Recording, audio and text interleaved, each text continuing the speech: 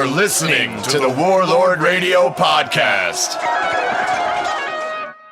Well, so for historical purposes, this is the inaugural Warlord Radio. This is Warlord Radio's first voyage. Wave at the camera. And I forgot the Wait, you said this is the first one? This is the first. You were the Very first sacrificial one. goat of Warlord Radio. You are ground zero. Yeah. I'm used to it. Initiation by fire, right? So Well, yeah, we're literally going to bleed you after this thing. It's going to be fine. let's get to it. Who are you? I'm Travis. Travis. And what band are you in, Travis? Oh, I front I Am Man, I Am Monster. Excellent. And how long have you been fronting I Am Man, I Am Monster? Well, then the switch over from the name probably happened about 7-8 years ago. So I do Before kind of. that, we were Kill for the Kingdom. Yeah, I What? wanted to get into that. When I first saw you start to do metal heavily, you were with Kill for the Kingdom. And Kill for the Kingdom, if I'm not mistaken, had some members from I Am Man, I Am Monster in it, correct? Yes, everything but the drummer. Everything but the drummer. So Al motherfucking Bagley Yeah. came a little bit later. So I heard a rumor why you changed the name for Kill for the Kingdom, and I was going to confirm it, but I heard that you guys kept getting hit up by like Christian groups, thinking that you were like a Christian metalcore band or something like that. Well, there's a lot of speculation upon that end. Okay. Our old drummer Colin came up with the name, All right. and he was definitely more religious than the rest of us in the band. I wouldn't say that, not to like speak out of turn, but yes, I am not a religious individual. So This is Warlord Radio. I didn't That's think totally of it, fine. I didn't think of it on the religious end until someone brought it up, and I went, "Oh my god, yeah, we sound like a Christian metal band." Like, It kind of does. It does, but we Colin left, and we had someone else, and then we got Al. And we got Al. The way it fit and put together is kind of like this. It was like a missing cog to make a machine work. Okay. And so we went from being who we were to who we are now, and we decided that it was a better idea to change the name because it felt like a shift in ourselves as far as music went. Like the evolution was so heavy that it was just basically a completely different thing. There's no way we would keep the old name and still have the prowess that we would with Al. So if we kept Kill for the Kingdom and had Al, I'd just be like, meh. And how long were you guys Kill for the Kingdom before you got Al? About 3 years. Oh, really? We've been playing together for almost 10. Oh, wow. Yeah. Man. So you Al's guys still trying out. right? He still has not made the cut. So when exactly, if you remember, did you guys first start as Kill the King? Like when did you first get together? So we first got together, but it was just me, Riley. Who plays? Because the Rusty people at and home don't know you guys. So Rusty and Riley play guitar. All right. And I actually literally ran into Rusty at... Please tell me. That smile is making me laugh. Literally ran into him at a Hellraiser show. You ran over Rusty at one of our shows, Yes. didn't you? And he goes, "Wait a minute, you from the metal band, don't you?" Because I used to be in a band called Off the Wall. Yeah, It's I like remember very, Off the like, Wall as well. Solid, just straightforward metal. Like there no frills, no certain twist on genres. It was just like, we're metal. We're going to play heavy as fuck and yell at you. Yep. Right on. And he goes, "You from the metal band?" I was like, "Yeah." He goes, "What are you guys doing?" I was like, "Nothing right now." He goes, "Do you want to be in another one?" I was like, "Sure, why not?" So I went by, and it was just Rusty and Riley are the guitar player, and I in the the living room section of a 2-story house, like sitting together and them playing, and me with actually a puppy that was just brought in for the house. Like this adorable, like 120-pound lab who was just like, "What's all this noise for?" Like sitting in my lap, and I was like, "It's great noise. It was just, noise. It's good noise." Blowing out dogs, man. So just so people know, who are the other members of the band? So we know who we're talking about. So I have Rusty, Riley, Megan, and Al. Okay. All right. There's Al motherfucking Bagley, who plays Al drums. motherfucking Bagley. Megan Lackey, who's a bass player. Very good bass player. Backup clean vocals. And we have Riley, who does our Brock Sampson and plays quote unquote lead guitar. Yeah. And Rusty Jordan, who does the rhythm guitar, quote unquote. they kind of play back and forth. So it's not one or the other, put it that way. Very cool. And I scream at people. It's been, okay, if I'm not wrong, I Am Man, I Am Monster is an Incredible Hulk reference, correct? Incredible Hulk and the Thing reference. That's actually from Megan. Oh, no shit. It's a misinterpretation of a bastardization of both of the first comics from both of them. Okay. So it's the Man, the Monster, Yeah. and I Man, I Monster are the two separate comic books. Interesting. The first Fantastic Four is the Man, the Monster, where they introduced the Thing. If I'm so correct. You're talking about like the original. Man, that's awesome. I know, right?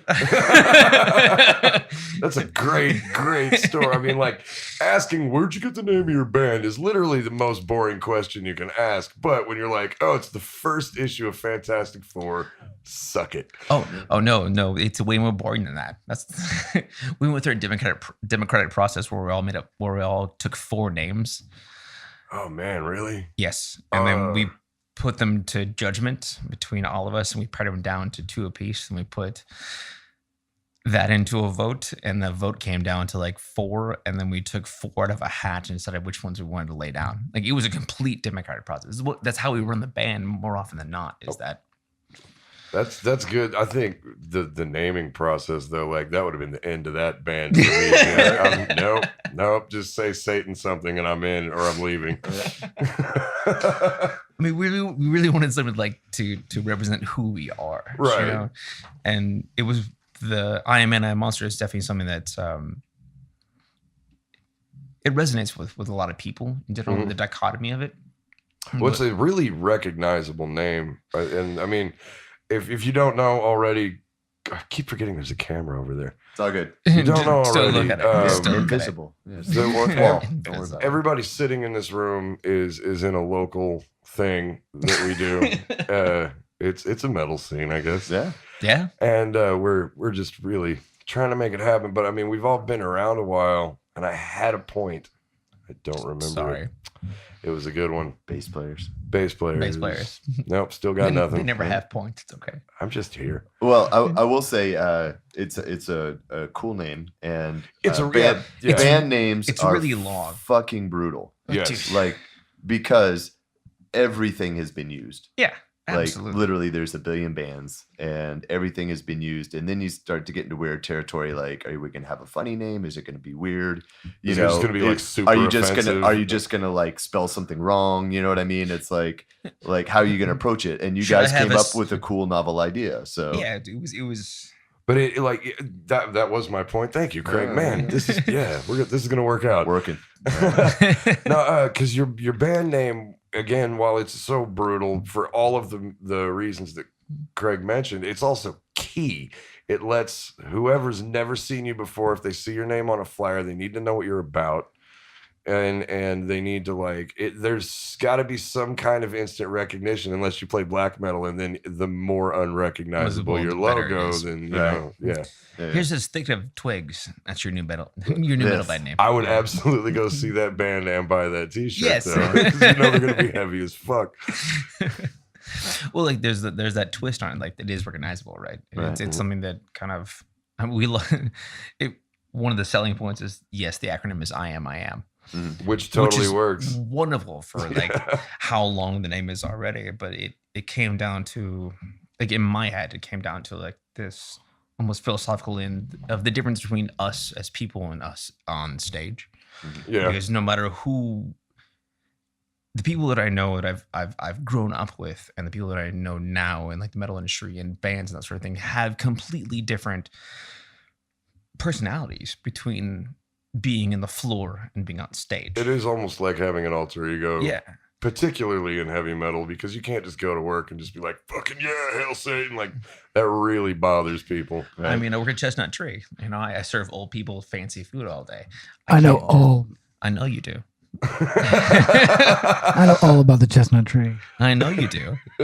I'm the one running the damn microphones, and I can't even unmute my damn mic when I was trying to talk. Ladies and gentlemen, Jason Rochester has confirmed the existence of a small tea room in our hometown of Denver. Yes, that's my one comment. That's my 2 cents. So I'm done. See you guys later. But yeah, I like that you could illustrate something like that in the name, is that, you know, this is like this is what we do. This other thing is part of us, but I mean, we're out here to, rage. That's very cool. There's what huge joke on this one. There's a DVD that was put with a Lamb of God album, and someone won something through a fuse when it still played music. I remember that. To go and join them on a barbecue at their house. Like just go hang out with Lamb of God for a while? Yes. And the girl who won was wearing 8-inch heels and pleather and just decked out in, the deep south summer. And she showed up and they were all wearing like shorts and sandals and like ratty ass t-shirts. She's like, what Because why are you guys wearing this stuff? 14 degrees. Like, she asked about it and Chris Adler was like, because what we are on stage is who we are on stage. When we're at home, we're at home. Right. This is us. It's like, I'm a guy. Yeah. Yeah. Yeah, we barbecue. You Right. came here for barbecue. Like, you think I'm going to wear like this stuff on stage at a barbecue? I mean, like, because every now and then you have to go do something during the day, metalhead-like. And you have to go all metal-headed out. And in Texas, in August, all that leather and shit gets really fucking hot, and wearing black under a beating sun, and you're just like, There's not enough. And then baby Craig and powder I for that. maybe don't have as many follicles as most of the rest of the metal scene, so we have that to worry about as well. Yeah, It's a whole thing, but yeah, that's a very good point. it is. But to the reverse, that is, I'm totally the guy that will be wearing all black when it's 110 outside. Oh yeah, That's I didn't totally say I fair. wouldn't. I'm just saying it's hot. Yeah. No, it's ridiculous, and I know it's ridiculous when it's happening, but then there's not really an alternative. Well, So- I mean, the side of the twist on that is like, would you dress up to do a barbecue at your own house? No. No. See, that's the other side of it. Like, yes, you could be could be the one who's wearing like all black and 110, which is fine.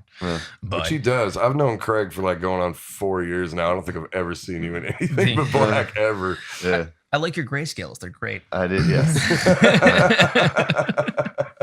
Yeah, it's a running joke with me and my wife. Like, she'll ask like if we're going to do something. She's like, "So what are you wearing?" I'm like, "What do you think?" Black. Black. It's gonna be black.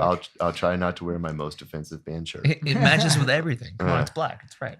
I have the excuse I'm horribly colorblind, and it really like I lucked out that I'm a metalhead. Otherwise, I would be fucking Clash Gordon, dude. I can't match colors to save my life. Gun to my head, if you were like, this one's blue, this one's purple, which is which? I'm like, fucking shoot.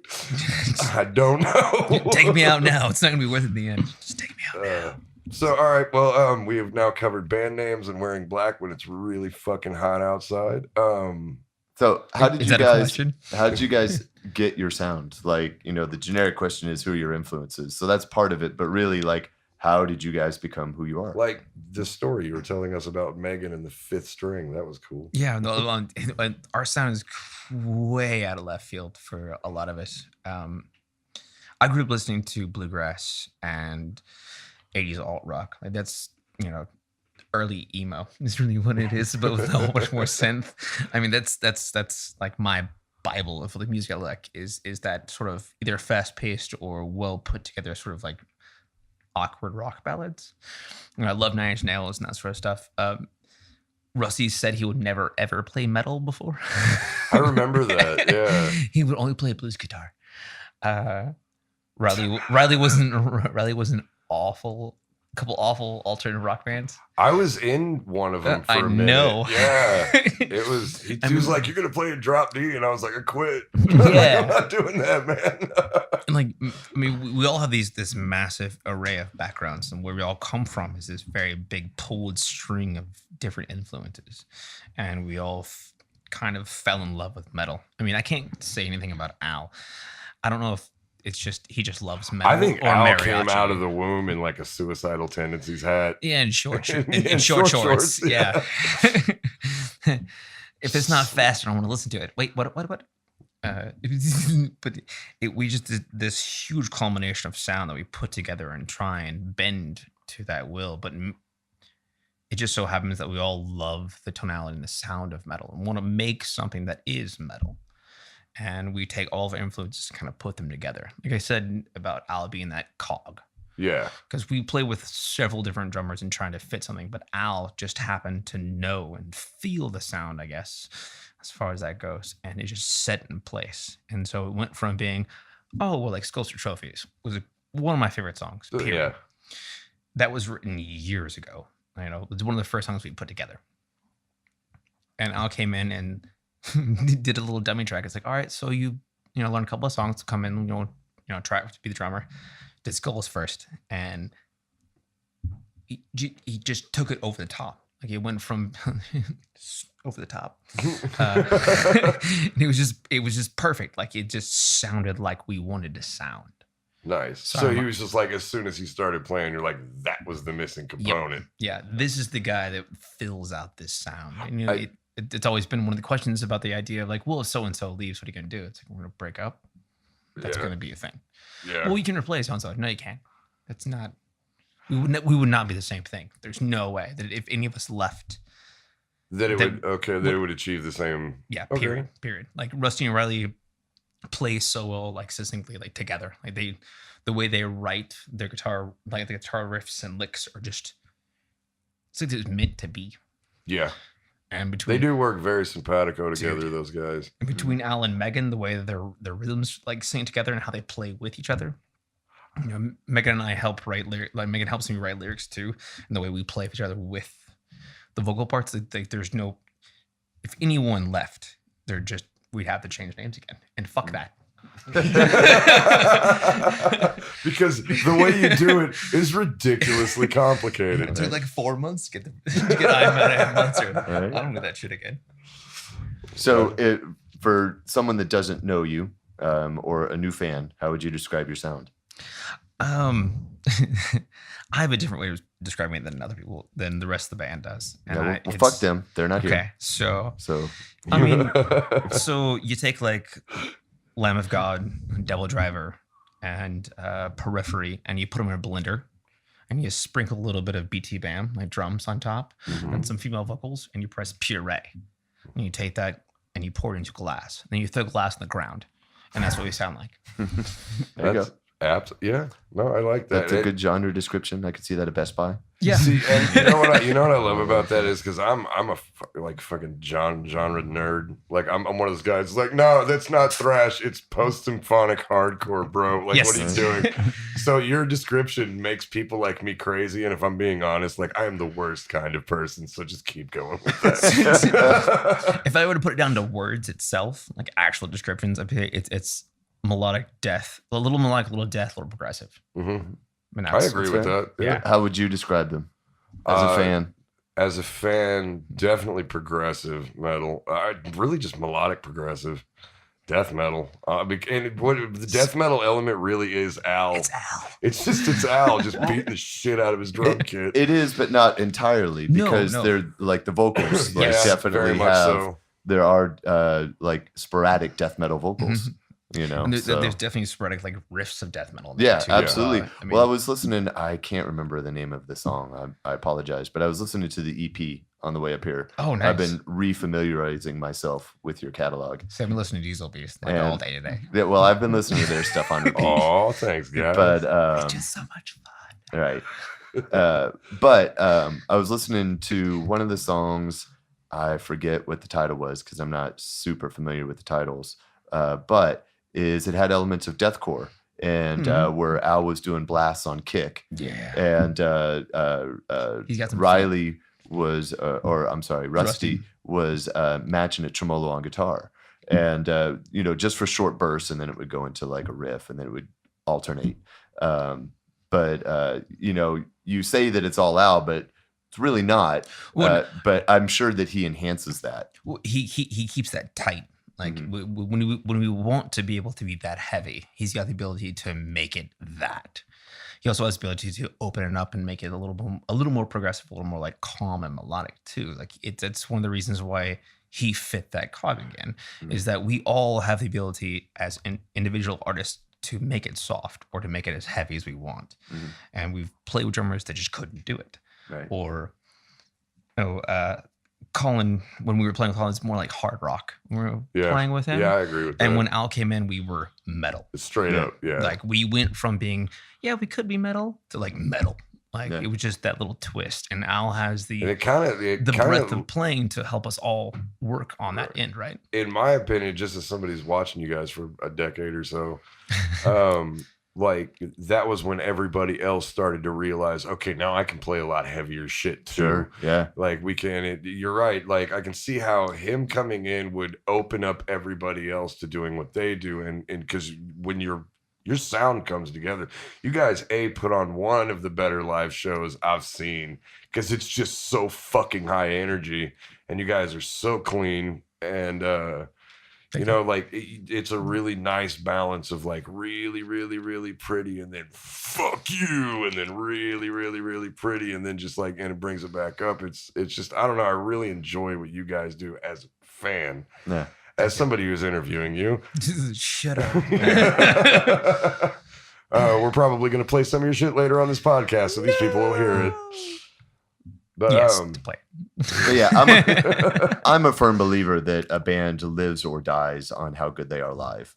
Agreed. I've heard fantastic recordings and seen crap live shows where it just absolutely kills any interest. And the other way around. Yeah. And you guys kill live. And you're one of the absolutely more dynamic frontmen, certainly around here. Thank you. So, I mean, that's a huge help and a distinguishing factor in everything that you guys do. So, do you remember, were you playing that show? We all played at the Crown and Harp, which I don't believe is around anymore. We didn't play there. We were going to play there, and then it got closed down. You and Alex were there, right, though? Alex, I believe, was there, but I was not there that night. Okay. Alex was definitely there, but I mean, like, this place was so small. Yeah, that's it's what like, I heard. The whole bar is like a hallway, and the ceiling is like 8 feet tall, maybe. And they had like about as big as this room, stage. but with a small section in the back, But for seating. You are such a good front man that deterred you in no way. Like you were still going to jump up on the monitors and scream at people. And I remember there was a couple of times I'm like, he's gonna hit his head on the ceiling. Like you almost took out a fire sprinkler with your microphone at one point, and I was like, first off, that's gonna be awesome, but that's gonna also be the end of the show. But yeah, to back up Craig's point, like your stage show is so. You yourself are so dynamic that, I mean, I don't really have a point. I'm really just stroking your dick here. Like, yeah, I can tell. My pants are getting smaller. I don't know what's going on. So what would you say, run us through your recordings? Like how many CDs, EPs have you guys done? What are they? A whole bunch of just random recordings. It's difficult to put together in my head, like how often we've gone into record for whatever purpose. And we had some friends who worked for the Dallas Sound Lab, which is called something else now. MediaTek. Yeah, MediaTek. MediaTek. There it is. Way to go, producer. Yeah, Ghost Jason. Have a microphone again. When I back in my day, the first time we recorded was at Dallas Sound Lab, which is now MediaTek. We've done two recordings through there. We went through Rusty's uncle, who's passed. He's a phenomenal guitar player and did a damn good job. And we've finally got with Al and got the EP done. And then we got together and did like the full album. Like we've gone in and done random recordings like over the years. So the EP, where did you do that at Dallas Sound Lab or is that somewhere else? That was in South Lake. Okay, so just a random studio in South Lake. Nope. Don't remember and then the studio. I remember the gentleman who recorded us was what helped edit at that point in time was the latest Flyleaf album. And I was like, all right, sure, why not? Yeah. See that? Good sound quality. And he did a great job with the way it sounds generally. I mean, you listen on the way up. Like he's not he isn't necessarily a metal recording artist. And I think he did a very good job of pulling our sound in together pretty well. Mm-hmm. It's a good album. Like, the EP and then the full length. The problem with the EP is that Al wanted to do all the drums live, so that took like a day and a half. Mm-hmm. Yeah, that shit's hard. Yeah, like it's just hard. Especially like live tracking metal drums. No, man. Like I wouldn't. I wouldn't get paid to do that. That sounds terrible. We got one of the best takes I've ever seen of Al, like recording live on my camera, and I actually had the video at the house, but they were not recording, and I was like, man, that was awesome. He goes, are you guys recording still? No, man. He goes,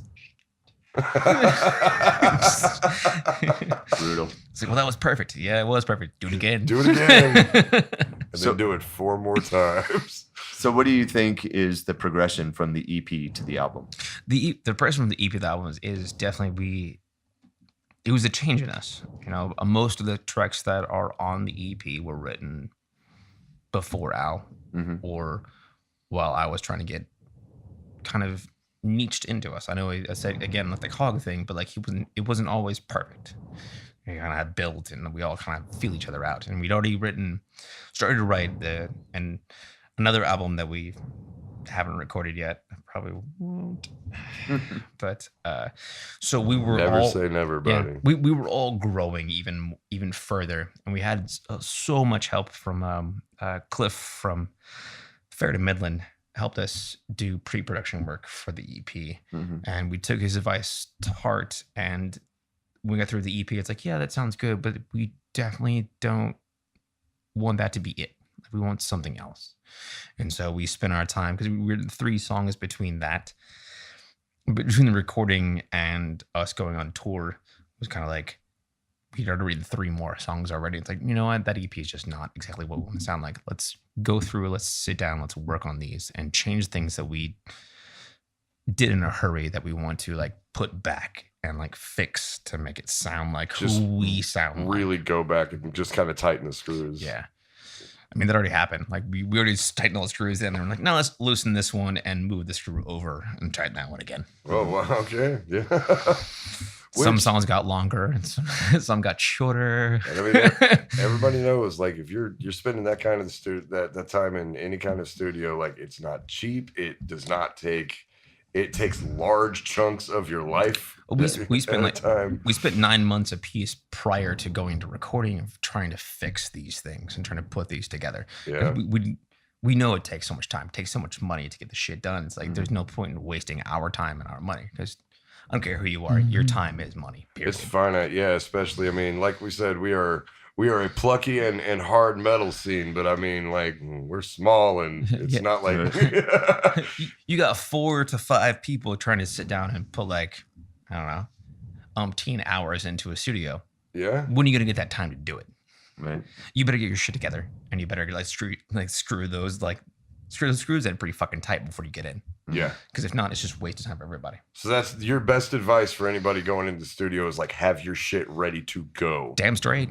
That's the best advice for anybody going into any studios. Just have your shit ready. Yeah, absolutely. And Right. you would Have know. your songs written. You would know, because you have to deal, being a studio guy, That you is have to true. deal with a whole fuck ton of people that don't have their shit together. I do. It's amazing how many people will pay me to rehearse in my studio.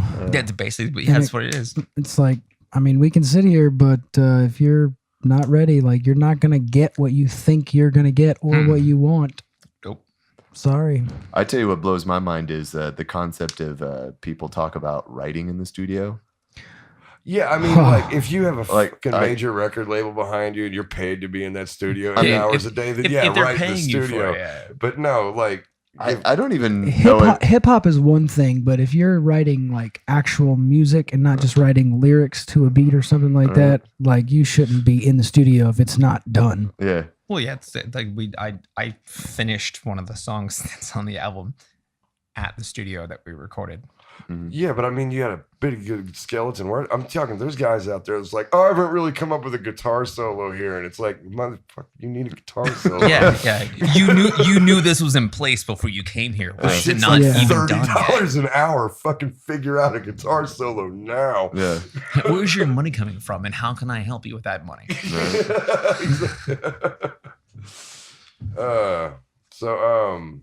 I guess one of my bigger questions is, I'm actually going to go off Craig's handy dandy pro list here that I couldn't see. All right.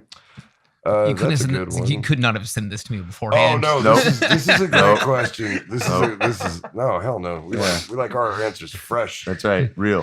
Keep This it is a real. great question because there were many a time where you hit me up and I tried to help out. But where did you guys mostly practice? Yes. Especially in the early days, and then there was a shift later. Because you guys, every now and then I get a panic call from somebody, and I am also like, do you know anywhere where we can rehearse? And I'm like, I mean, yeah. Yeah. There's Well, a couple places. Let me preface this because for people not in a band, they probably don't realize the monumental importance of just being able to find a place having to a practice practice. space. Oh my Yeah. God. A Yeah. Like reflexive it- rehearsal space is huge. It can literally make or break a band. And Easily. people don't realize that. I say that because I didn't realize it until I had to do it. And Yeah. do you think that you have a place lined up? Oh, we can practice in my buddy's garage. No, you can't. Or we'll get a storage place, or no, you won't. No, Or you- we'll yeah, rent no, a you won't. rehearsal place. Well, they're rented out for 4 years. Yep. Yeah. Or Yeah. any litany of reasons. Have you heard And of then- Airlock? Yeah, they're closed now. It's great. any litany of reasons can. Oh, one day you have a rehearsal unit, the next day you don't, and guess what? Now you don't have a band. Mhm. So please tell us the story of where you guys 'Cause have been It's practicing. been some trials and tribulations for you guys in 10 years. I mean, to say the least. Like, not to mention the band before that as well. I mean, Mhm. we've definitely like older band, which has the whole concept of the idea of names, like a shallow grave. That's what we were Right. called in the beginning, or I off the think wall I remember was. that band. But too. a shallow grave, it's the same band, just I've different known name. you for a long time, man. I know. We practiced in my parents' living room at one point in time with Shallow Grave, but with with Kill for the Inner Mom and I Am a Monster, we started out in Rusty's house on the second floor in like the open living room. And then, you know, went to the storage space next to the dump because No shit. yes, storage zone. That's where Rotto Obsidian practiced surrounded by monsters. I had no idea that's where all you guys were. Yeah. There was just like Yeah. a year where I was just like, where the hell is everyone? What's Black River Crow? Yeah. What's it called? It's not called Black River Crow. Yes, Black River Crow. They were there as well for years. It's just a massive, huge unit, and the reason why it's okay for that sort of heavy music is because it's right next to the dump, and no one lives by it. But trying to find somewhere else that's not near there is kind of difficult. If not, it's going to be inside somewhere with Temperamental. We've been practicing where Rusty Circadian is practicing, Rusty's other band. Okay. And we have to turn the dial like every 30 minutes to make sure the power stays on. Oh, wow. The gates don't open to the outside after 10 o'clock. So it's like, all right, so I made this early. But I mean, you guys were out at Airlock at one point. We correct? never actually Were went you to never there? Airlock. Okay. Only because it's a shared space. Yeah, well, and we couldn't we find were out we at couldn't find Airlock. anybody that we trusted. Yeah, to share one our with. studio, we rented the bay next to Airlock, and that's where we started the old studio. Yeah. And then Hey, shout out to Stu. Yeah, wherever you are, the Yes. feds are looking for you, man. I mean, we ended up like we went through several random friends' houses. Got kicked out of. We actually, almost got kicked out of the storage space. We've had several cops walk by, like, "Hey guys, it sounds good. I really dig it. But I could hear you from the street, and that's why someone called." It's like, okay, you do realize we're next to a dump, right? Yeah. sir? Yeah, well, one of them was like, I don't know what the deal is. Apparently, the lady's husband just came back from the hospital from several trials of chemo and can't sleep very well. And she had her window open and could hear you from the trailer park on the other side of Ryan High School. Oh, damn. And I said, thank you. And she goes, what? I Yeah. said, I'm really sorry to hear that. That's impressive as hell, man. I love that. And again, it's like, you guys do sound good, but Right. I'm being called here for a reason. Also, So at whose least they ID were should ni- I take At today? least they were nice that way. At least they weren't like, "Hey, if you're not going to have your guitars in tune, shut the Yeah, fuck right. up."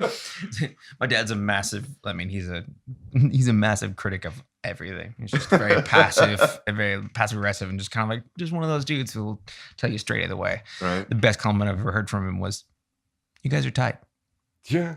Hey, but you are. I mean, Right. yeah, It's a credit good where it's compliment. due. Yeah, I was like, Yeah. I'll take that every day of the week. Better Right. than mine. My There you dad's go. just like, hey, you don't suck. And Thanks, man. as we say, that didn't suck. Right. But also, man, this is it's not completely off topic, but if for anybody that doesn't know, like, we live in North Texas, and in the summer in North Texas, it gets so hot, and you guys were in a storage facility next to the dump, and that had to come up at least once or twice, like that just like hot diaper smell. I think the most pungent idea of it is like hot glue. Yeah. That's what it smells like. It's hot glue. Like very, very toxic and fake, but kind of homely. It's some weird sort of like awkward idea. Like, this is disgusting. Like, this could be worse though. My shoulders don't hurt anymore. Yeah. Well, but now imagine being in a giant steel box that's separated from everyone else with no central heating in the middle of the winter. I know we don't get massive winters here, but imagine it being, I don't know, 32 degrees with a 15-degree wind chill. Oh man, the first time we had a climate controlled rehearsal space, I was like, I don't care what we have to do, I'll fight somebody. Yeah, we are staying in climate control. That's going to be a thing. So, okay, so we've talked about where or not your band can practice, or who anybody's band can Rubber practice. gloves, but now gone. That was Right. what I was going to ask Yeah. about, What you was rubber gloves, because you guys were there for a minute. We were there right? for almost a year and a half. Yeah, and I mean, like, It was right before they closed down too. yeah, Or right before they closed the actual venue side of it. and they didn't. Rubber gloves, for anybody that didn't know, they just kind of closed. Like, they had a show the week before, and then the next week they were like, "Nope, we're done." Yeah. And it's like, this is there's shit booked. We had a show booked. Didn't Diesel Beast have a show booked at Rubber Gloves? And then they were like, I it's don't closed. remember. Something happened. It's too late for that It's now. I been don't so remember. long. Yeah, I don't remember. That was You're going too far back. several beers ago. But so, okay, if the most important thing in trying to run a band is your rehearsal space, then clearly the second most important thing is how the fuck do you get to your gigs? Good point. So, like, did you have like a cool space van, or does it just like caravan out to like fucking Houston together? Or what? We definitely caravan quite a bit, but Yeah. our first long stint was we borrowed Riley's now wife's truck, a extended cab Dodge Ram Very 1500. nice. You can totally see. crammed the five of us in that, and we're in a U-Haul and drove out to Mississippi and back Nice. in like a day. Yeah, you guys went on like a pretty good tour, right? At We- one point. We went through several random like three days, and we did 5 days and like 8 days, like kind of dispersed sort of Mhm. here and there, but they were always hopefully an extent of at least 3 days. What was the furthest out you went? Furthest out it was definitely Mississippi. Yeah. Like Yeah. that was In the truck. in the truck. I'm sorry, dude. And we figured out that Al didn't know classic rock very well at that point in time. He was sitting in the back of the van, and we were It's not fast enough, no, man. we were listening to was it Blackwater? Really? He Yes. didn't know And Blackwater. And we're all like singing the harmonies in the truck, and he's like against the window with his head on it, just like not saying anything. Just looking at you guys, giving you the stink eye. No, he was looking away from us because he knew we would call him out for like not knowing what it was. Al, you don't know that song? Go Blackwater, keep on water. And he's like, no, Al, no, that's all wrong. That's all wrong. I want to hear some funky You rubber rubber bands.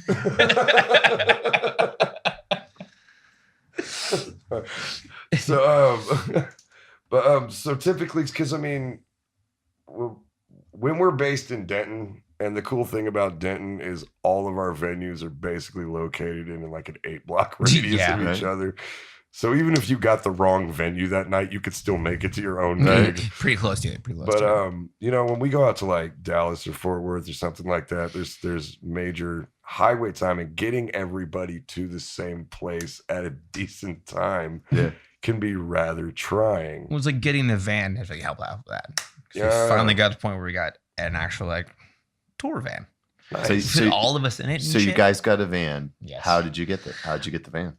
Craigslist, I believe. Yeah, there you go. Some dude was like, I drive this regularly to Windstar. You want to come pick it up? And so we wanted to get a little bit better price on it. So we like made Riley do the pricing and stuff. Every band's got one of those. Yeah, Jason's that's- ours. Reckon yeah. if you like Jason, we're not paying fucking any more than this for this. Yep. Right. He Go talked get him. him. He talked him down by about $500. Nice, to get man. it. Yeah. Nice. We finally got done with it, and Megan had the money because Megan holds the money. She's That's also me. That's Yep. also Jason. Yeah. Right. None of us are that Dude, responsible. my job is to write songs about wizards. That is what I do. It was like, you should stop talking. Apparently, he has more importance in everything right now. That's true. He's a smooth talker and holds the money. That's really important job. That's Sam. right. But I have a pleasant speaking voice in a baritone. In a baritone. Right. I was a bass 2 for 4 years. I was a bass too as well. Mm-hmm. For the that's the only musical training I had was like fucking semester and a half of choir at the ass into high school because they kicked me out of theater for smoking pot. I did 15 years of choir. Jesus. And 6 years of theater. See, that's something that a lot of people don't know about Travis is because he does the harsh vocals on stage. He's mostly known for really crisp, clear, harsh vocals. Dude can actually sing his ass off, like clean wise. Nice. Am I not supposed to let that get out? Was that a Right. secret? No, it's not. I mean, Down low. I sing all the time. Right. My neighbors look at me funny because I sing really random shit all the time. Hey man, keep doing that. I get funny looks, but listen to Bluegrass and you guys for the past month. Thank you. And He's been super nice to us on Facebook. It's just like I don't even know what to say to you. I'm like, Travis, stop. Shut up. You're embarrassing. We're supposed to be brutal, and you're just like, your band makes me think of rainbows and fairies, makes my head happy. It was like one of the bands the band that we went on like our first big tour with was Cast of Cassandra. Yes, which we actually played a show with Yes. you guys at Haley's with him. Dude, That was a fun Fucking show. phenomenal band to play with. That's And one of they it's from Austin. they were originally from California and then from Austin and no longer together. Ah, But They had a killer front woman. Yeah. Like, she had this guttural scream, man. It was nasty. yeah, the first time we played them, I walked out of the venue because they it was they were getting on stage. It's like cool, and I started to grow up, and I was like, and I did the typical knowing better, having a female in the band. I was like, well, maybe she's a girlfriend, and I went, Travis is a stupid thing to assume. And then she got on stage and was setting stuff up. I was like, cool, you got a chick in the band, that's awesome. And I left the venue, the Railhead in Oklahoma, Right. and they started in just really heavy drop and this just growl that came out. And I was like, that's amazing. I walked inside and it was her. And I just threw my hands in the air and just walked out. Fuck. I walked by Rusty and he was like, what's the matter? I was like, I'm quitting and I'm walking home. Dude, seeing Kim Necroman play bass live is the reason I don't play psychobilly anymore at all. I went and saw a Necromantic show and I was like, I can't even fucking touch that guy. Okay. Out of his league. We're not even playing the same fucking sport, man. Shit, right? All right, genres I can't play anymore. Yeah. right. Put this on the list of shit I can't do. This is all a bad idea. But anyway, it's a trip, dude. Like seeing them and having them along with us on the tour. I forgot the original question was. I'm not really on that one. The original question was, I don't remember either. We'll find it in post. What is the square root of pi? I believe. 47? 7. Yeah. It's got a 7 in it. I almost believe positive. 42 is the right answer. Yeah. 42 is the correct answer for everything. For everything. Right? The existence of man. Okay, so let's move on then. What are the current plans for I Am Man, I Am Monster? It's the $1 million question. The $1 million question with the current plans to play the next show. Okay. Play the And next show. that's it. Hey, heck, can you announce who's on that bill? Because there was something leaked, I believe, online the other day Yeah. by an anonymous source Named Travis. who named himself. On the band's page at that, via the band's page. You'd be a terrible spy. Great Like, front hey, man. Russia, Yeah. it's Travis. Listen. Pure hot dog. Would you eat yourself? Hi. Howard. Oh, that breathing would have nerved him enough. Hi. There's a delightful show coming up. And it is going to be. It's gonna make me so happy. Like I couldn't think of actually a better lineup to close out our time as a band. So is that what were we saying it officially? It's a farewell show. It is a farewell show for I Am Man, I Am Monster. Yes. Which I know personally makes Craig and I very sad, as we've been playing with you guys for a long time now. Yeah. Several years. And in fact, I think you got Diesel Beast our first show. that I did. And I think you got us a show with Silvertongue Devil. Yeah. I was And like, then we you guys have need to not play stopped with them. playing with It would be them. so much. You guys would Yeah. have so much fun together. Like, We've played with Silvertongue Devil more than any other band. I think Silvertongue is like the most consistently playing metal band in DFW. They're just Period. like, You it's guys just Friday and play Saturday, shows. yeah, it's just like- it's Right. amazing. if it is after Thursday, Silvertongue Devil's playing somewhere. Like they just set up in the parking lot of a Rite Aid and it kicked ass, man. Well, thank you. But yeah, this is our 13th year. Oh, and wow. The longest we've gone without a show is 6 weeks. Jesus. Oh shit. Damn. It's been almost a year for us. It's been over a year for us. Craig's a Fucking soldier. great, man. I'm telling you. Yeah, no, seriously. I Yeah, want to Jesus. tap on that.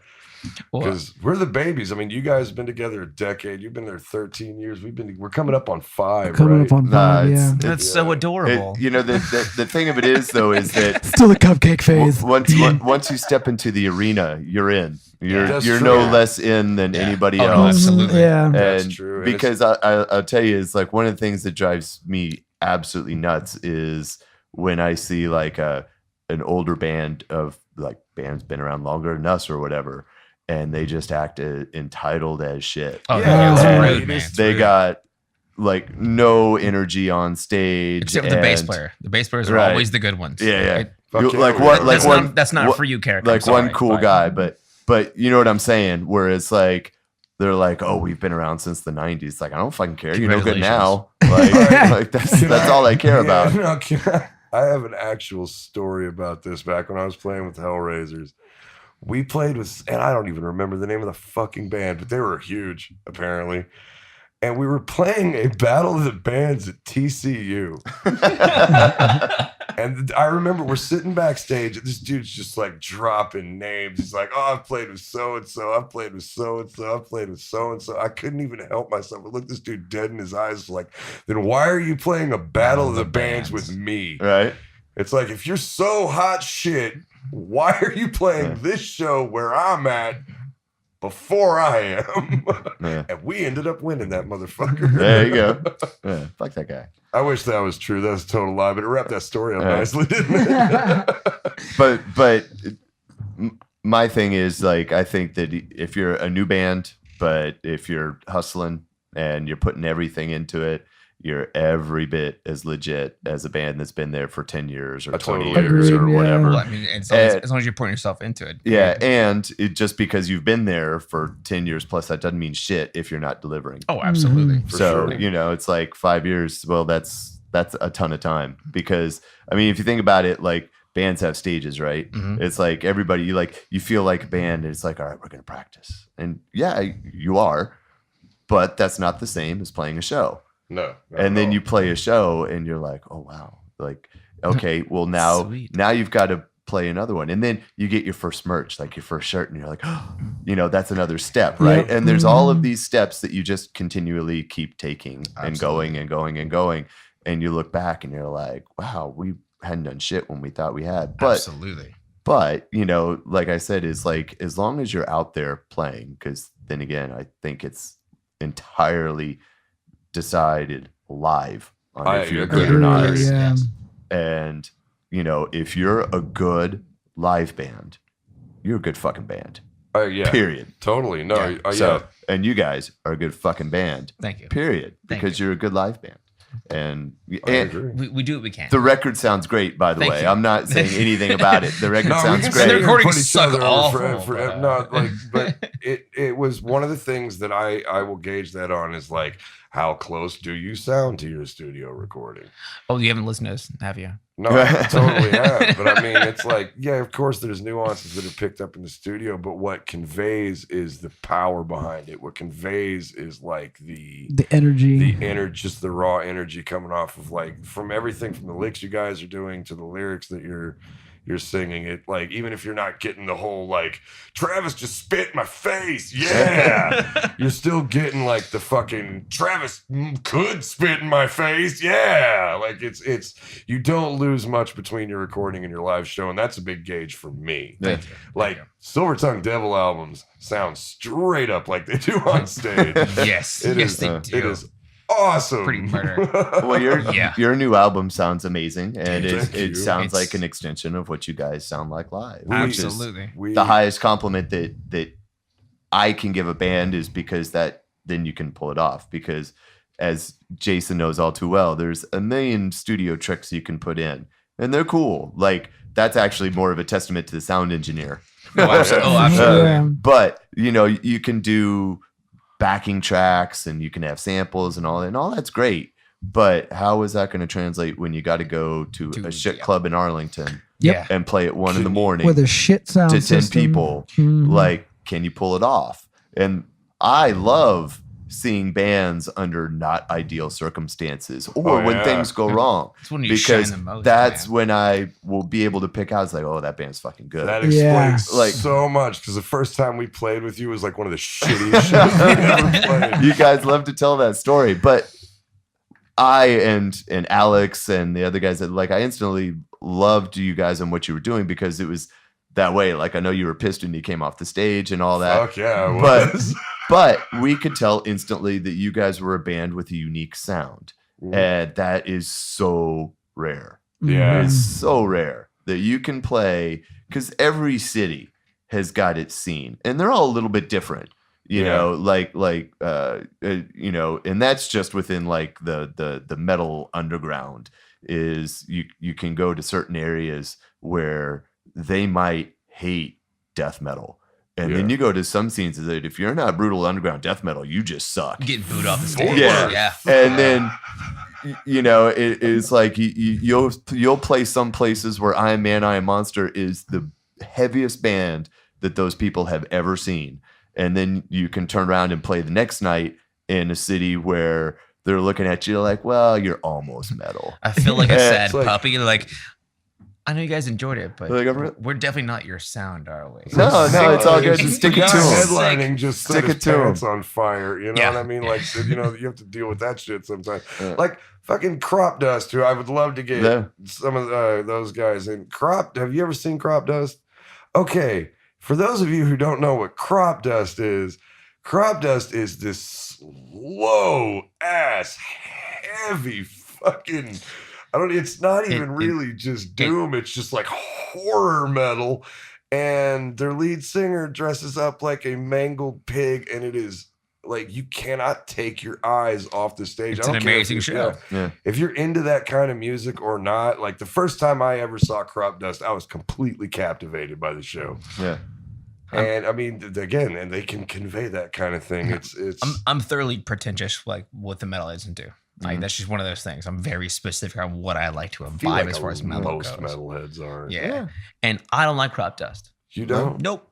I fucking Cool love guys Crop though, Dust. and I cannot take my eyes off the stage when they play. No. Doesn't matter if I like them or not. They put on an amazing show. And they put themselves out there when they do it too. Like besides me not liking it, I wouldn't say crossword towards it because it's my opinion. Well, It's I, like it's a but cup like- of tea but- thing. But they're Yeah. totally like I've seen them a few times and Captivating. I can't not completely I can't not captivating. look away. Like Yeah. it's just it's an amazing show and they put themselves out there for it. It's like crazy. Like you own who you are with your live show. Yeah. If you can't put that out there at that point in time, there's no reason to do it. It'd be Yeah. like having a full cast as a play or a theater and like, oh yeah, they're great individuals and they just suck.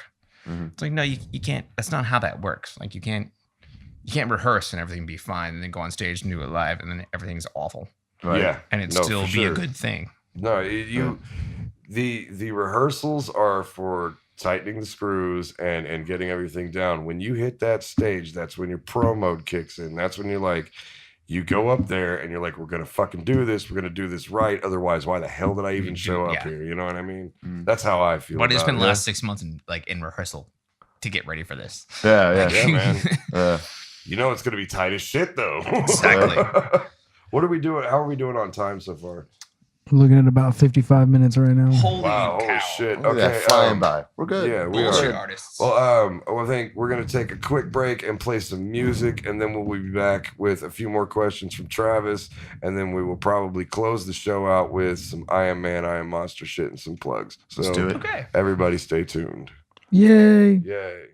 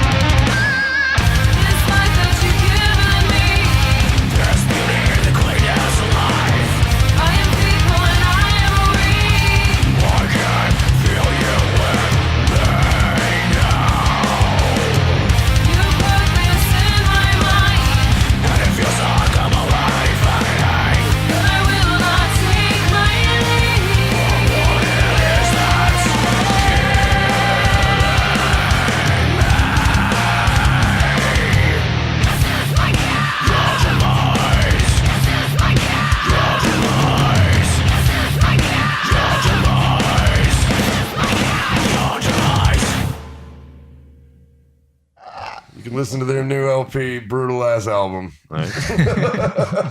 Unlegible. Bye. Now, I'm thinking, and I'll announce this on the show and be self-aware. Since this is our inaugural run, I think for the first episode, we are probably going to put over Craig's band. We are probably going to put over Jason and Maya's band, and we are definitely going to put over some I Am Man, I Am Monster. So for the first episode, you're going to hear from us, and then as we go, we're gonna delve deeper into the scene, and you're going to hear more people. Because I think the goal of this thing is to get people some coverage that wouldn't normally get coverage, especially in Denton. Yeah. Because man, we have Denton Radio, and nothing against Denton Radio. What they do is great for the community, but boy, Absolutely. did they just not have a place for any of us that play heavy metal. Yeah. What kind of music is it? Heavy. No. No. Yeah. I'm not gonna. We dare. came this close to getting onto the Denton Arts and Jazz Fest, telling them we were hard rock. We got so close, and then somebody actually listened to us. We tried. Right? We tried. That would have been the best. So let me ask all of you guys, like, how being here in the Denton scene, because I guess technically my band is like kind of like tangentially part of the Denton scene, but we're not really, like, we're not just kind of DFW like warriors. yeah, like we play a lot around, but technically people, I guess, consider us a Dallas band. Yeah. And- Well, Yeah, unless yeah. you're in Denton, honestly. and so for us, it took us a while to get any kind of traction in Denton, and then it just kind of like a light switch like went off, and people are like, oh, okay, you're not terrible. And because we got a lot of strange looks and walks out at the beginning, which is very cool. Oh, absolutely. But how was it for you guys being actual Dentonites, like Denton band? Because Denton is its own really unique insular scene. Like Yeah. all scenes are that way, don't get me wrong, but it's like way more intense with Denton, because there are 3 distinct different scenes around. There's Denton, there's Dallas, and there's Fort Worth. Absolutely. And they don't fucking mix. No. Not at all. No. So you could be total like hot shit in Fort Worth and play to no one in Denton, or vice versa in Dallas, or you can switch any of that out, any of those puzzle pieces. Mhm. So like, how is Denton for you? Like, what do you think of being a Denton band and in the Denton scene? So this is a really fun question for me. Actually, it's one of my favorite things about being an I Am Man, I Am Monster. Besides, being able to express the artistic side, is being able to pull people into the metal scene. To Right. win them over, yeah. Metal, Yes, yeah. and in the prior bands that I've been in, I just didn't tell people what we sounded like. I was just like, just come to the show. Huh. Just trap them. Yes. I like that. Yeah, exactly. But it's a town for that. You can do That's that. true. in Denton. Yeah. And so I've been able to broaden people's like feel of music to like bring them into something that they wouldn't necessarily want to be a part of. Like sneak them into a metal show. I'm like, here, come see this, and they enjoy it. And like, wait, this is what metal is? It's like, yes. Yeah, it can be it can be real fun. I mean, it's and the cool thing about metal and most metalheads is that like we don't care if you're a metalhead too. If you're there, go buy you a black shirt from one of the bands and jump in the fucking front with us, dude. It's all good. And a lot of them will. Like, Yeah. oh, this is a viable genre of music. It's Right. like, yes, it is. It's not Yeah. just, Metal never dies. It goes underground and it resurfaces for a while, and then and that's what happened in Denton. Like when we first started in Yeah. my first band, it was like right on the edge of all these metal bands that were getting a little bit bigger and then kind of fell out. And Yep. then it was empty for a long time. Then it picked back up. Being a Denton band though, like it's decently easy to get a gig. The biggest hindrance with our genre of music is there's not a lot of places to play, and they just keep shutting them down, so we have less and less places to play. We're just shifting them. And Yeah, you so don't know it's, where, you don't and know. most of the places we can play will only play metal once a week, if that. So it's like we've got to like strategically book shows in Denton, but we always get good, responses with the metal shows. There's a good metal crowd out here that supports the whole scene. And also specifically us, it wasn't hard to get a crowd in because like we were all established musicians in different bands around this town. Like Diesel Beast, it's like the super group of bands that you've never fucking heard of. Like, we were all in like pretty well-known bands from around this area and almost like none of them were metal. I mean, Bone Doggy, which is what Ghost and I were in, was like gypsy punk or something. And then Hickory Street Hellraisers, and then, ska. Yeah, and the Hickory Street Hellraisers before that was a ska band, which I don't care what any metalhead says. That's where I got my fucking speed. I got my speed playing punk ska. Yeah. I could play cool licks. I could play choppy. I could not play fast until I had to do that shit every night. Yep. But so when Diesel Beast formed, we generated a pretty good underground buzz.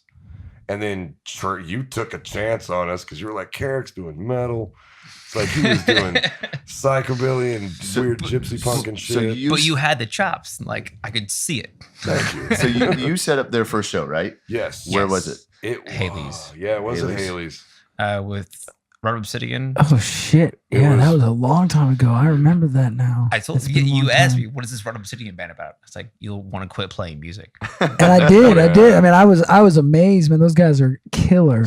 They're a great band. Technical. All of them. And they're like, so what's the Diesel Beast about? I was like, you're gonna love every second of it. And and they were just like, what? I was like, just enjoy. Like, it's not what you think it Dio is. and Judas Not what you Priest think and it like is.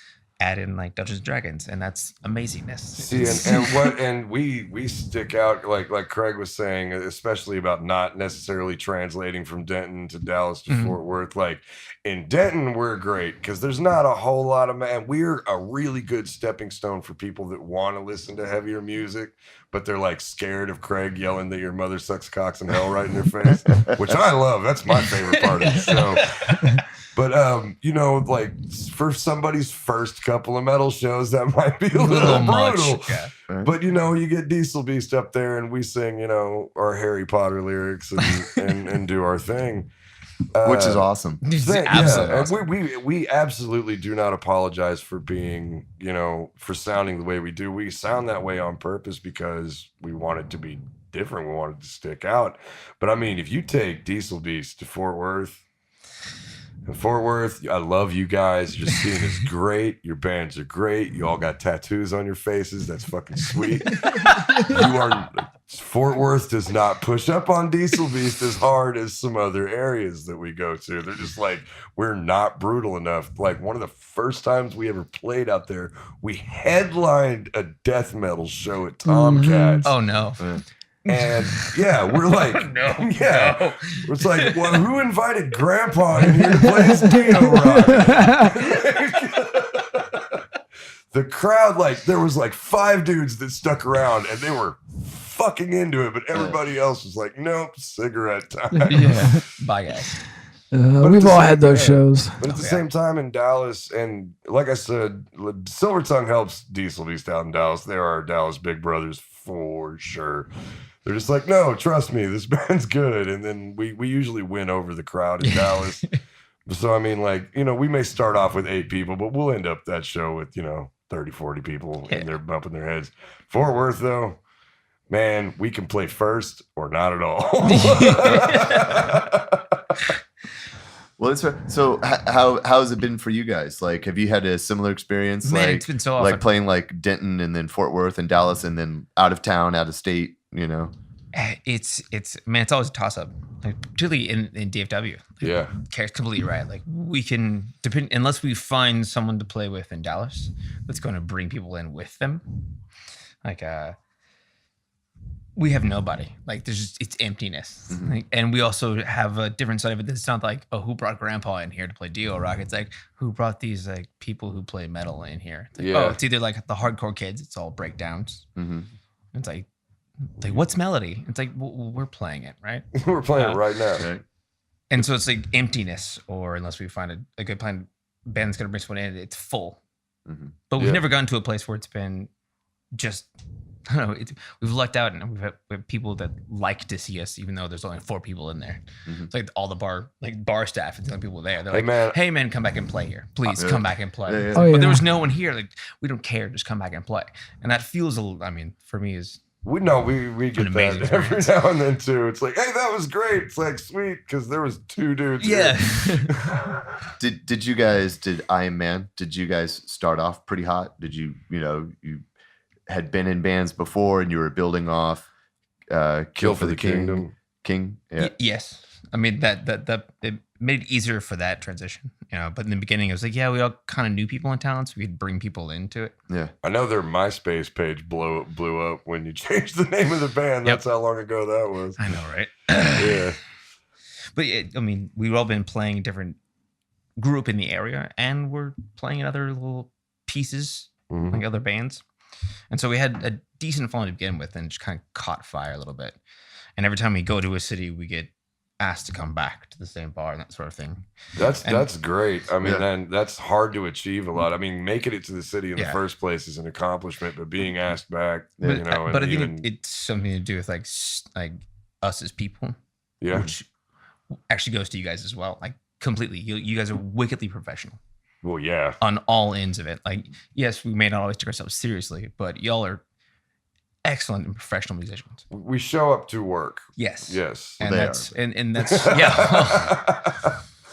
Craig just shows up. You dude, that is the biggest crock of bull. Craig doesn't show up to work. That is bullshit. Craig walks in with a spear. He's ready to I kill know. a motherfucker. But to add to that, like all of these, the 3 of these bands, like we'll play to, like we were talking about earlier, we'll play to a packed house, Yeah. or we'll play to the bar staff, and it's the same show Yes. either way. And Yes. that to me is my gauge on a good band. It's like Yeah. when I come to see you, and I'm the only person in the crowd, and I get to show that there should be 2,000 people Yes. behind me.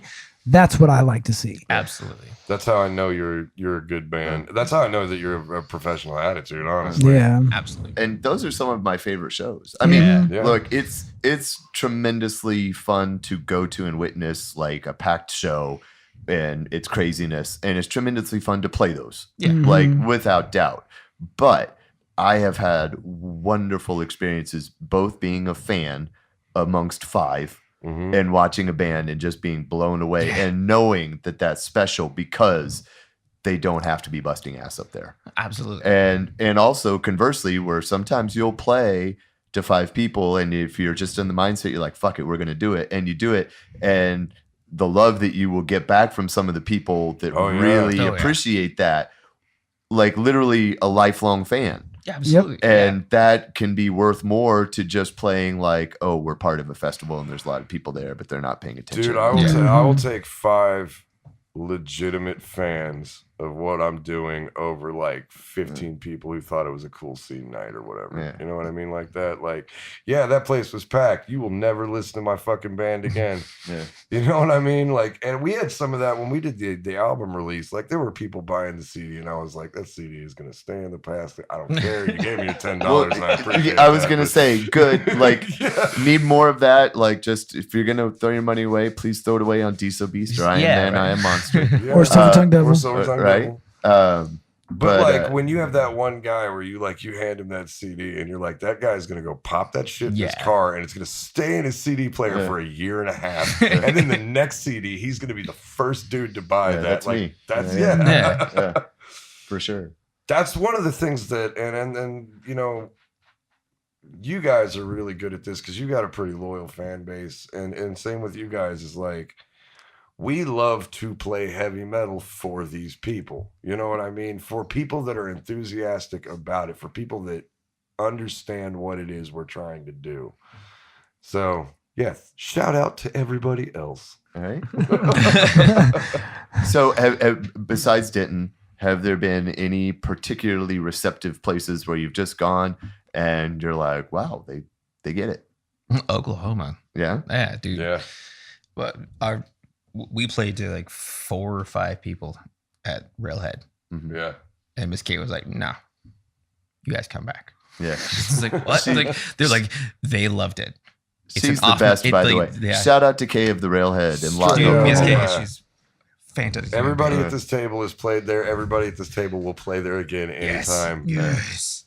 But it's those audiences that they may not, they love their metal, say at Yeah, least. then they're Like, it's- and passionate they're about passionate it, about man. I've had some friends who were in a metal band that got booed off stage. There. Really? Yes. You'd have to be fucking terrible. I laughed, but I was really saddened by it because I was like, you just shouldn't say you're metal then. Like, Yeah. it's cool.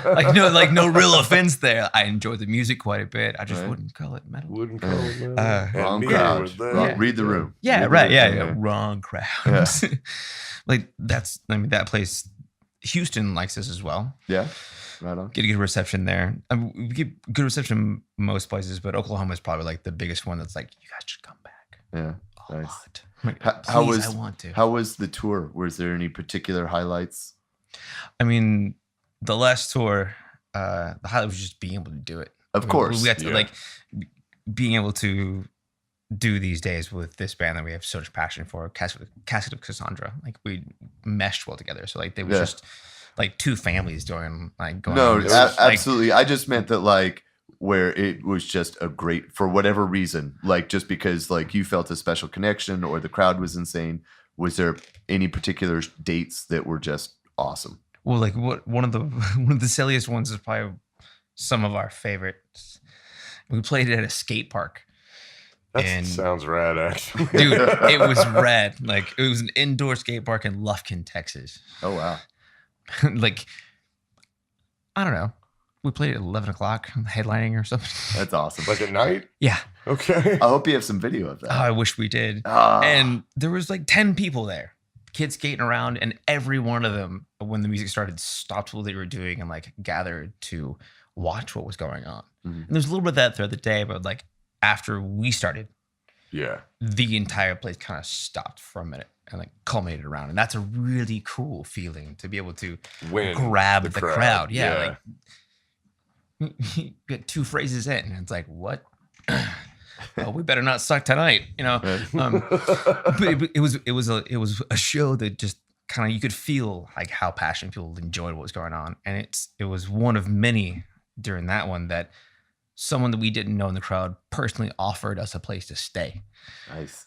Oh, nice. Yeah. That's the highest compliment right there. Straight up, Yeah. it's like, hey, man, you can crash on our couches and take a shit. It's like, it's like, I'm 2 blocks down the road. We had a front room. I got a bunch of couches. Like, wait a minute. You would invite us into your home? Thank you so much. That can save a band's life sometimes, man. And, you know, that was probably that was one of my favorite shows because of that reason. But that's also the reason why I like the metal community itself. Mm-hmm. You know, it's a bit of a tribe, really. Oh, It really is. And almost nice anywhere human you beings go. I've ever met. Yeah. Just incredible individuals. So I don't know. Well, I have found in playing with not for, but just playing with bands of every conceivable genre shows, because we've done shows with, you can fucking name it. That like is singer songwriter, rappers, country western. Like we played with all of them, but there is a correlation between the heavier the band, typically the nicer the people. Yeah, is like for sure. Like there's a lot of douchebags out there that are like rock. You know what I mean? Or there's like a lot of fucking shitheads that maybe have a more commercial sound, or they think they do, whether they do or they don't. But you know, maybe that's what they're trying to go after. And sometimes you come across like one nice person in that band, like the drummer's really cool or the bass player or whatever. But it's always a rhythm section. You'll run into those guys that like, they think they belong on the cover of Rolling Stone magazine, and they're fucking pissed off that they're not. Yeah. And one of the cool things about metal is nobody's ever going to put any of us on the cover of fucking Rolling Stone magazine. No matter how pretty we are. Like it's, you know, it's like going to a show, especially when you see your friends. It's like you just end up hugging most of the people that are there. Yeah, you know what I mean? A lot of hugging. Yeah, you know, it's like contrary to Travis popular here. belief. Like, you know, it is. But it's that way, like within the scene, and that's really amazing. That's true. Know, for it to be that way, just because like you'll become like lifelong friends with people that you've, you know, one of the really cool things about being in a band is most likely is you're a big fan of music, and you get to make friends and see killer bands, you know, and see them often and see them change and grow and get to know their music and stuff like that. And that's a huge perk of just being in a band, is you can just sit there and watch your friends work hard and succeed. And that's one of the best feelings in the world. And make new friends. And make new friends. And meet people like Oberon. Oh my God. We're definitely got to like, have Oberon on this show. Oh, when we were off mic, we talked about Oberon for like 10 minutes. Yeah, we're going to get them out here. That's going to be fun. So we're going to do a couple more questions, and then we will probably finish out with some more music. But let's see. Let's come up with a couple of good ones.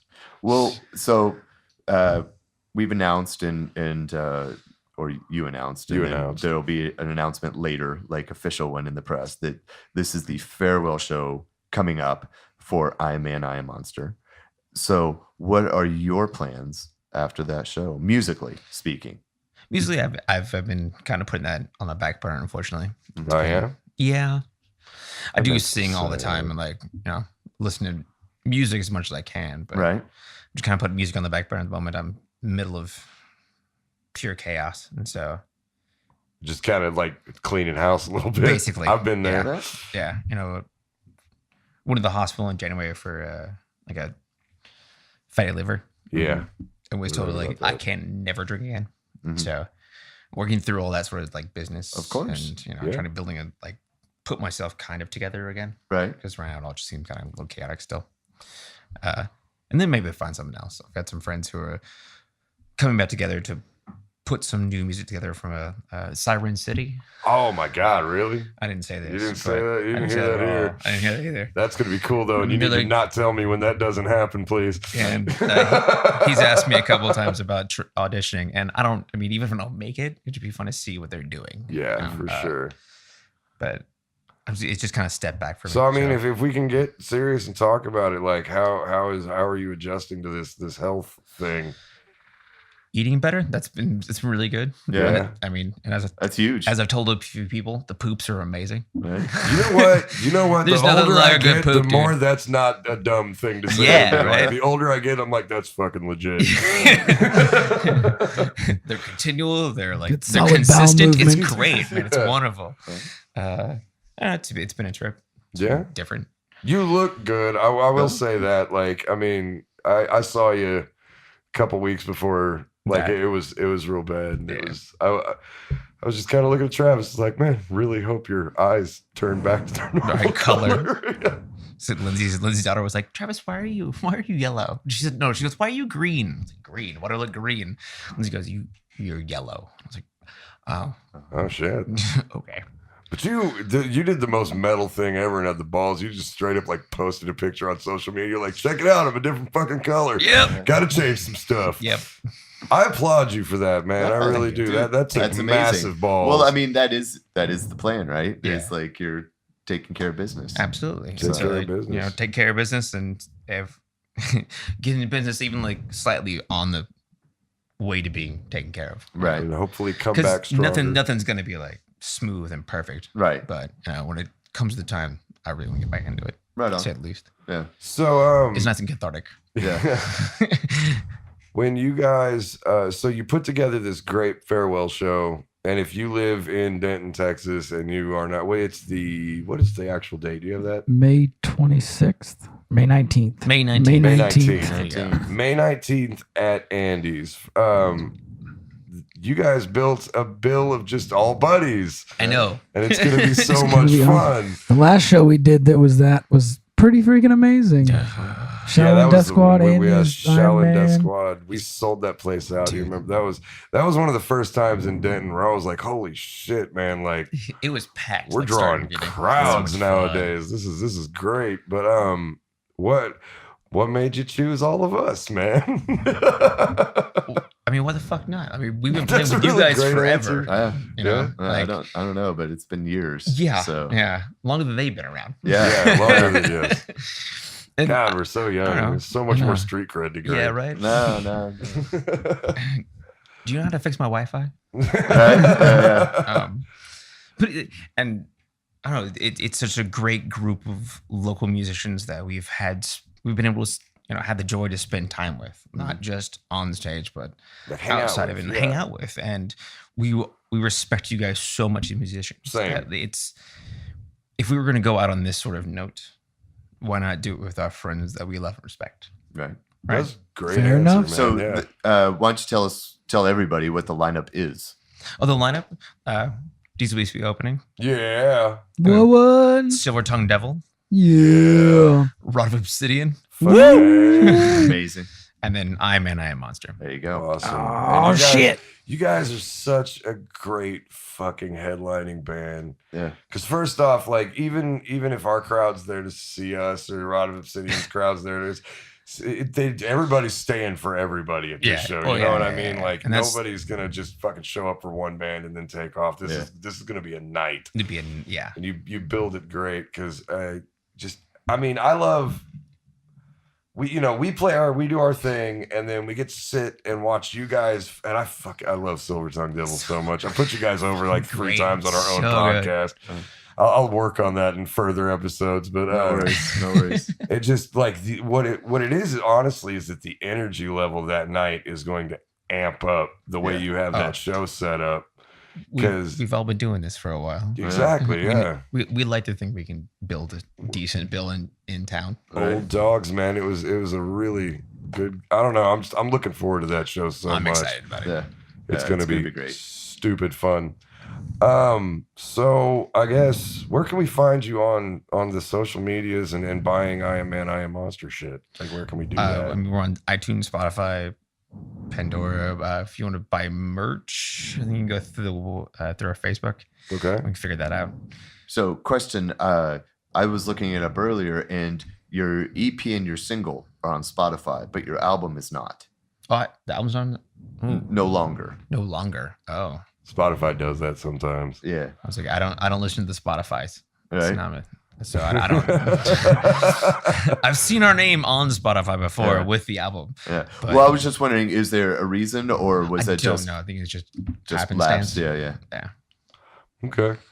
But what is the name of said album in case anybody doesn't know? Transmutation. Transmutation. It's really good. I was at the CD release party, and that Me too. I was one of those dudes. It's like I'm gonna pop this in my fucking CD player for the next 3 months and just listen to the fuck out of it. Yeah, I did with yours, as I'm doing with your guys. I Thank think you. I've listened to it like front to back like Yeah. 8 times. Yes. Oh man, really? So, and same I thing. judge when- you every time I do it. Same, Carrek. same You thing. should. Same thing when you He guys judges came out. himself every time people listen to it. You should, dude. It's terrible. I'm so bad at. Oh, listening you to guys my are own getting shit. like good reviews and That's been- positive word of mouth, so it's great. I mean, Yeah. that's Absolutely. It is. It has huge- been really good. a huge first step. We will. Or like album first step. You know? Yes, Mhm. and I appreciate that. Thank you very much. We will probably through the course of this podcast have to have like our own bands on here at some point. Right. People are going to find that cheesy, and I'm going to tell you that here on Warlord We'll bring Radio, we don't give a fuck. we'll bring in another guest. We'll have Travis sit in and he can interview you Yeah. when we're doing Diesel Beast. So you We'll can bring in a return the guest favor. host. Yeah, so you can return the favor. I'm going to tell you this. I only work for cold French fries and bad speed. All right. That's not true at all. Please don't bring me in speed. I got half of that with me right now. I mean, no. You like French fries, right? French fries. French fries. But is there or I don't know, I'm looking at Craig made this handy little. Craig is so much better at this shit than I am. Craig, did you plan this ahead of time? So glad. Right? We've pretty much covered most of this. What are you currently listening to? I mean, you kind of talked about it a little bit, but Yeah. like, Outside. I've been on listening. Smoke Yeah, I've Break. been listening to Yeah. New Diesel Beast. no, thank you. Yeah. Favorite track. Favorite track? 100 Bloody Nights. Yeah. 1,000 Bloody Nights. That's right. That's right. You're Ah, good. You're good. You're good. You're good. No, You're good. 100 Bloody You're Nights good. is the acoustic version. Yes, exactly. Exactly. Yeah. Exactly. That's the biodiesel beast version. Oh, jeez. It just makes it just amplifies. Yes. Thank you very much. And That's one of mine. bluegrass band called The Dead South. Nice. Ooh, and tell them about the Dead South, because the Dead South is not just like regular bluegrass, They've got it's like Southwest bluegrass. and it's like It's the mean like sex, drugs, rock and roll like bluegrass, Yeah. like old school stroke feel, but it's very whimsical. They do everything from like a polka to like straight just thrash crash. right it's on, just- man. It's really intense. I like my music like my movies. Like, I want to know that the world can disappear when I'm listening to it. Like, Nice. It takes me out of the moment. No, I think escapism is big on everybody's mind when we're doing this kind of shit. Exactly. Anything else off the top of your head that has really grabbed your attention lately? The new Dessa album, Chimes. She's a female vocalist out of Minnesota, part of Doomtree. Just so poetic. Like her lyrics are. She used to be a slam poet, and then she got in with these group of cats who are like, you should do hip hop.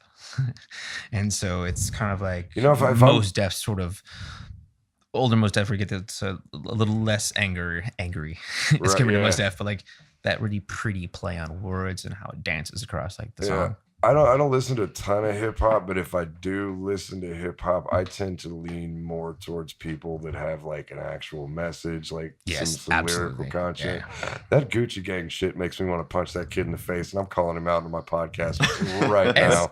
Fuck you, dude. Rightfully so. So 10 years, you guys have been together. It is the end of an era, the end of a very, very, an era that I've been honored to be a part of, honestly, man. I've been just a fan forever and then got to be a colleague at some point. Like, it's just, it's awesome to see that.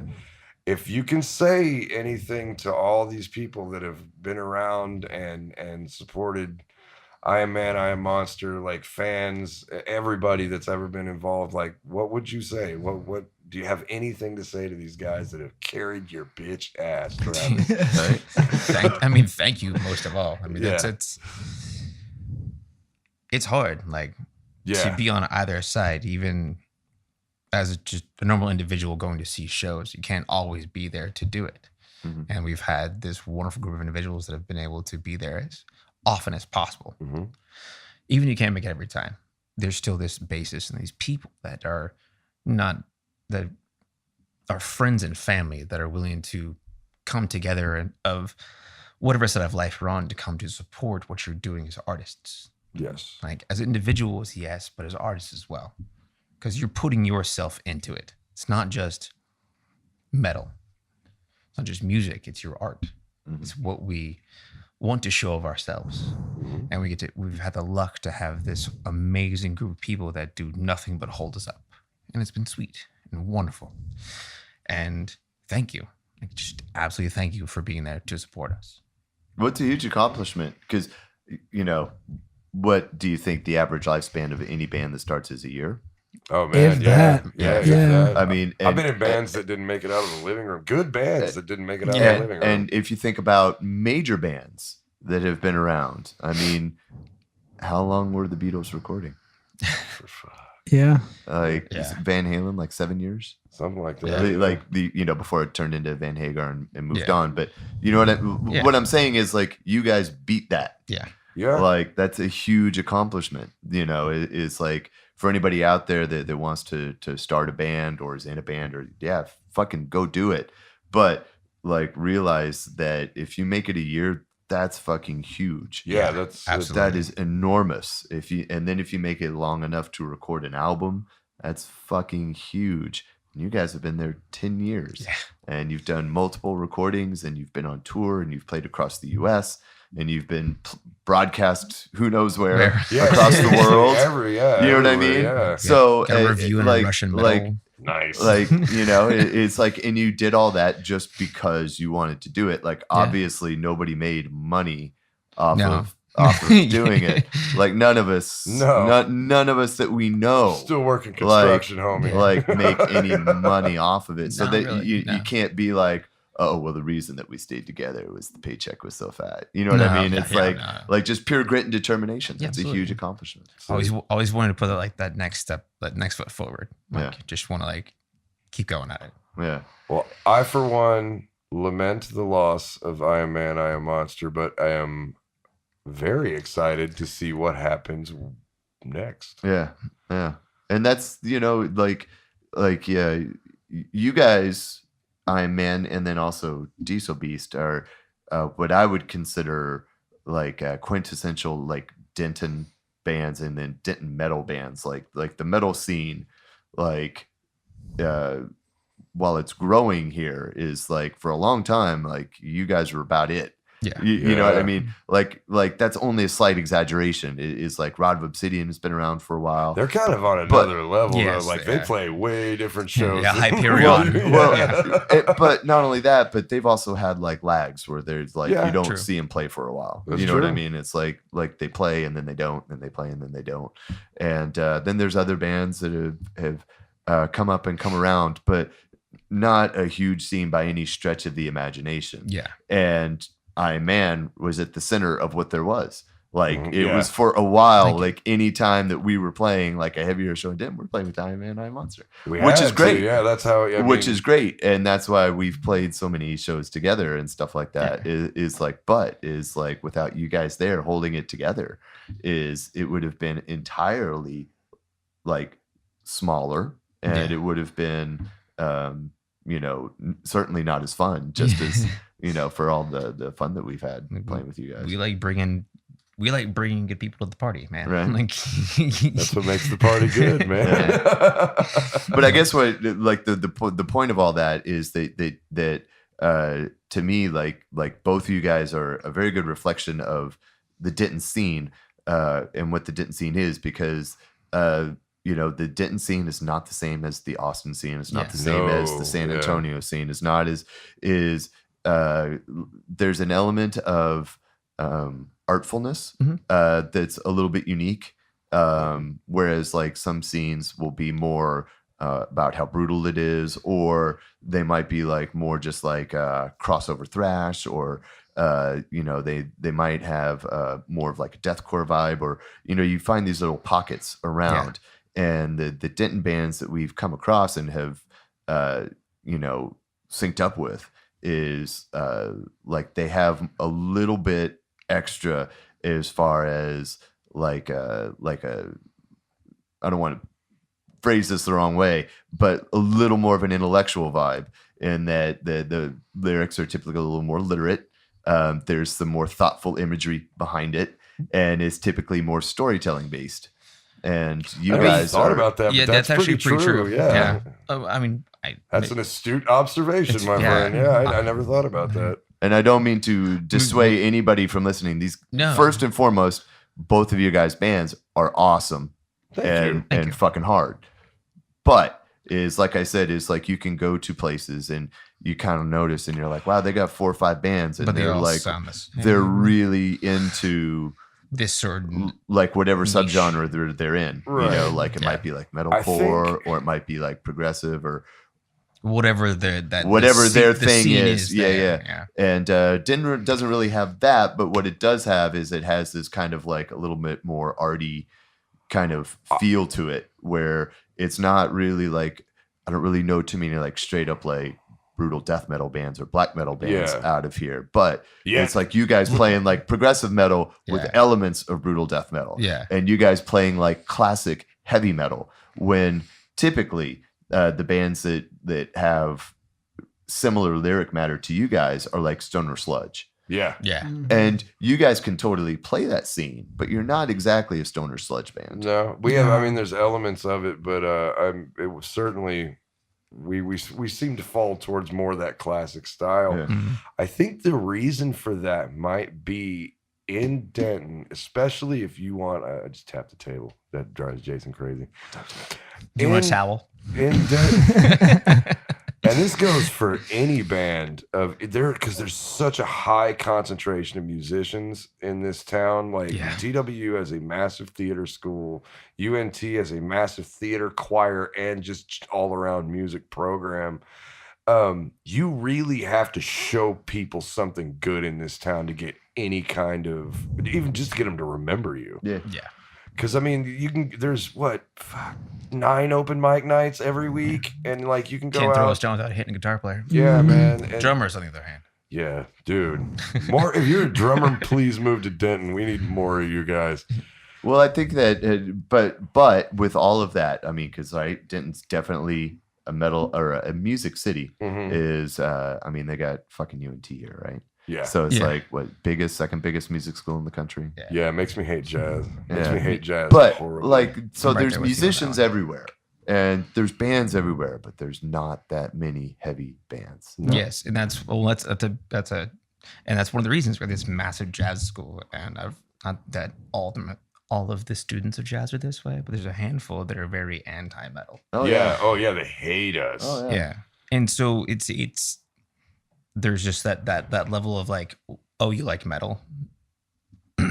The fact They can push people away from that idea to begin with, period. The fact that I am a bass player in a jazz town that does not play jazz, I get so much hate from so many people.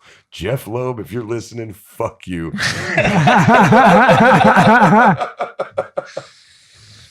But anyway, so. And I think it goes back to like, we want to bring good people to the party. Like the reason like why we wanted to keep you guys coming back to Denton because it's you guys are Silver Tongue Devil's an amazing band to watch. And to I listen to agree. and put together. And so we want to broaden your scope. And even though again, like a lot of our fans in town don't really listen to metal, they'll sample it here and there. Yeah, but either through coaxing of other ends, we've gotten them to listen to metal and partake in it. Yeah. And so they'll come to a show and like, but no, you should show up early and catch these guys. I know you don't like metal, but they're well worth a watch and listen. Yes. And so we gather more people to come out to see you guys that may not have done it before. Oh, you definitely helped us out. And that's definitely helped us out. That's what we look at when we go into other cities. And if we can't find that sort of fun part of like being able to share with our friends, we usually don't do well in that city. Yeah. But like, that's why we want to bring you, like, brought Silvertongue up as much as possible. And like wanted to bring Diesel out and like be like, and then get you guys together. I was like, you guys will have so much fun. And we have. Yes. We've had much fun.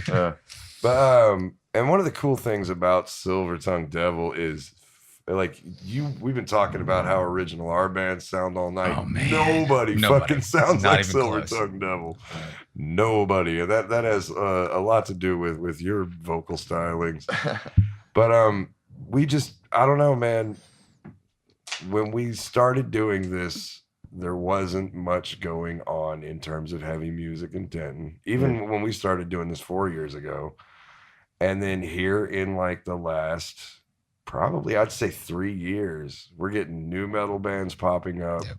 We're getting, because people still want heavy music. It's just, you have to give it to them. And you got, and as Jesse said earlier, you kind of have to find the spot where you can play. And pick that one like date out of the month of like, okay, metal's fine for today. That is very much so. Like everybody's playing the beer store.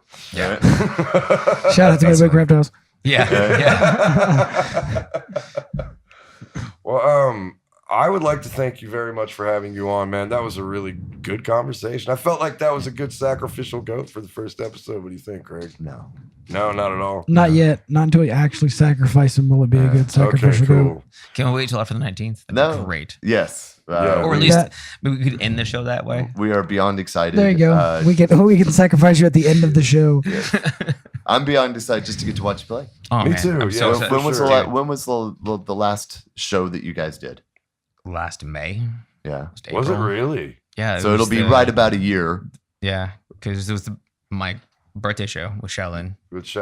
Wow. And then it was you guys as well, I believe. Yeah. The next one. And Rot, I think. Can't remember who was behind the show. It was one of those that I've quit drinking since then. I can't remember the name of the show. Like my brain chemistry's changing.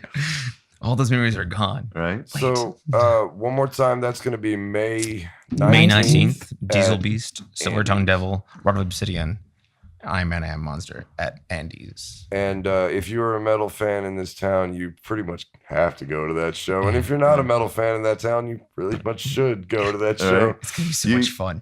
You might not be yet, but you will be. Yeah. Come watch this show. Yeah. Come watch this We're show. changing hearts and minds of masses. That's right. That's what we're doing. Man. We're expanding the tribe. Well, Travis, thank you so much for coming out, brother. It's always great to see you, my friend. My pleasure, brother. And we are super stoked to not only get to play a show with you, but to just get to watch you play. Absolutely. And I think we're gonna finish this thing off with some I Am Man, I Am Monster. Is there anything specific you want us to you play? would like us to play? Yeah. I don't know. What's your favorite? I like UN Squadron. That one's fun. I like UN Squadron. It's just really I like your long. old shit too, though. Well, we go to the single that's on Spotify. Well, if that ain't, aren't, isn't. All right, I'm gonna tell you what I'm gonna do. I'm gonna That's tell you what I'm. 25 Yeah, because that's a great song. But the name gets me every time. I've never said it right ever. It's a But Simpsons. I'm like, have It's you a heard Simpsons that quote. Man, I Am Monster? It's there. It ain't aren't nothing. Sometimes. It's a Simpsons quote. No, but Well, if that ain't. I'll tell aren't, you what I'm isn't. gonna do. I'll tell you what I'm gonna do. We're gonna play two I Am Man, I Am Monster tracks at the end of this. I'll do one. We'll do the one single, and then Craig and we'll find a fucking deep cut to throw on there. No, Yes. Yeah, man. It's gonna be awesome. You're not even gonna know what it is until this thing airs. Right. scared. Well, Travis and everybody else, thank you very much for coming out for the pleasure. maiden voyage of Warlord Radio. Hopefully, Craig and I can keep this up and turn it into something badass. Yeah. Hell So here's to the first of many episodes, and my condolences to anybody that listened to it. But it'll get better. But don't hold that against I'm Man, I'm Monster. These guys are amazing. Please come check them out. May 19th, Andy's Bar. Well, I mean, of course, Silver Tongue Devil and Diesel Beast were there too, right? All right. Yeah, we are. But I Am Man, I Am Monster is really the focal point. Well, Well, that was really fun putting over each other's bands for 2 hours. You guys enjoy the music, and we'll catch you next time. All right.